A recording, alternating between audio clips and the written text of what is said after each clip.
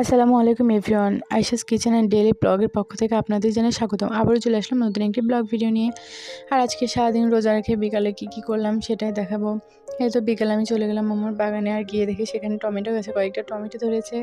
দেখে মনটা খুশি হয়ে গেল। তারপরে চলে আসলাম রান্নার কাজে। আর আজকে রান্না করব মুরগির মাংস।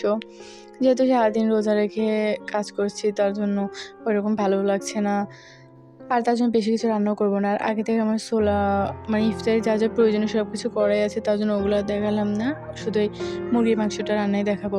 আর আমাদের সমাজে কিছু প্রচলিত কথা আছে, যেমন আমরা নাকি শাশুড়িকে নিজের মায়ের জায়গা দিতে পারি না। আদৌ কি এটা সত্য? তারা কি কখনো আমাদের মেয়ের জায়গা দিতে পারে? আপনারা অবশ্যই কমেন্ট বক্সে জানিয়ে দেবেন।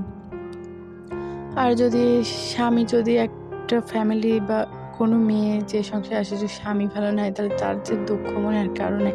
আলহামদুলিল্লাহ, আমি এমন একটা জীবনসঙ্গী পেয়েছি যেখানে অনেক ভালো। এই তো মশলা কষিয়ে আমি মুরগির মাংসটা দিয়ে দিচ্ছি। ভালো জীবনসঙ্গী পেতেও কিন্তু ভাগ্য লাগে। আলহামদুলিল্লাহ, আমি সেটা পেয়েছি। অবশ্যই আমি কোনো না কোনো একটা ভালো কাজ করেছিলাম, তার জন্য হয়তো আল্লাহ আমাকে দিয়েছে। আর আজকে মুরগির মাংসে আমি ফুল রেসিপিটা দিচ্ছি না, যে আমি শুধু রান্না করছি ওইটাই দেখাচ্ছি। এরপর আর যেহেতু রাত্রে খিচুড়ি রান্না করব, তার জন্য আমি এখন মাংসটা রান্না করে রাখলাম। আর এখন খিচুড়ি রান্না করলে খিচুড়িটা ঠান্ডা হয়ে যাবে, খেতেও ভালো লাগবে না। তারপরে তো আমার দেখি ঘরে ছিল ধনেপাতা আর বড়ই, যেহেতু এটা অসমের বড়ই, তাই আমি দেখছিলাম খাওয়া যাবে কি না।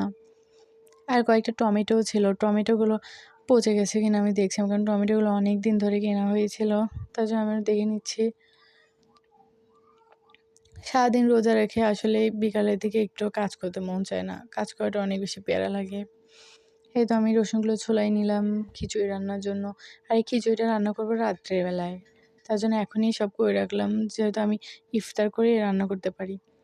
তারপরে তো আমার মুরগির মাংসটা হয়ে আসছে। আর ইফতারের পর আমি একটা কোন খাচ্ছিলাম। আর আমার ভিডিওটা এই পর্যন্ত ভালো লাগলে লাইক কমেন্ট সাবস্ক্রাইব করে পাশে থাকবেন।